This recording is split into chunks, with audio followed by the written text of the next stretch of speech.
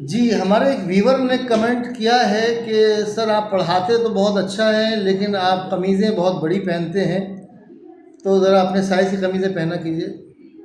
पहले तो मैं उनका शुक्रिया अदा करूँगा कि आपको मेरा पढ़ाने का अंदाज़ पसंद आया, और मैंने उनसे ये कहा था कि ये जो बड़ी कमीज़ें पहनता हूँ, इसके पीछे एक कहानी है। तो चलिए आज वो कहानी बता देता हूँ कि भाई हम गरीब घराने से ताल्लुक़ रखते थे। पाकिस्तान के 90% आवाम की तरह हमारे भी मसाइल जो थे वो मुआशी थे।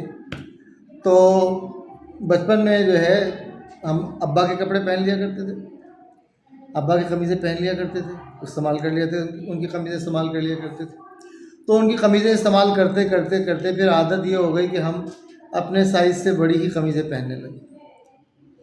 फिर ये हुआ कि हमें आदत सी पड़ गई बड़ी कमीज़ों की। फिर यूँ हुआ कि 2007 में अगस्त या सितंबर 2007 में अब्बा का इंतकाल हो गया। तो मैं अब जो शर्टें, बड़ी कमीज़ें, अपने साइज़ की बड़ी कमीज़ें पहनता हूँ, मैं जानबूझकर अपने साइज़ से बड़ी कमीज़ें पहनता हूँ। मुझे ऐसा फ़ील होता है जब मैं बड़ी कमीज़ पहनता हूँ कि मेरा बाप मेरे साथ है।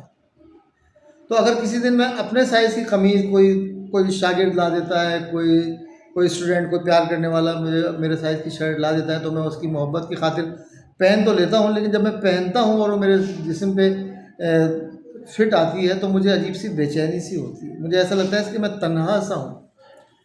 तो मैं आज आप लोगों को बता देता हूँ कि जो मैं बड़े साइज़ की कमीज़ें पहनता हूँ, वो पहन कर मुझे बड़ा एक सुकून मिलता है, और मुझे एक तमानियत मिलती है कि हाँ जी, मेरा बाप मेरे साथ है। बाकी मुझे पता है आप लोग बहुत बेचैनी से लेक्चर्स का इंतज़ार कर रहे हैं। मैं बहुत जल्द नए लेक्चर अपलोड करूँगा, N3 के भी, N4 के भी, और ग्रामर की एक्सरसाइज भी करेंगे, हम रीडिंग की एक्सरसाइज भी करेंगे।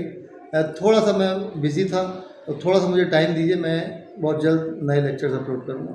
बहुत शुक्रिया।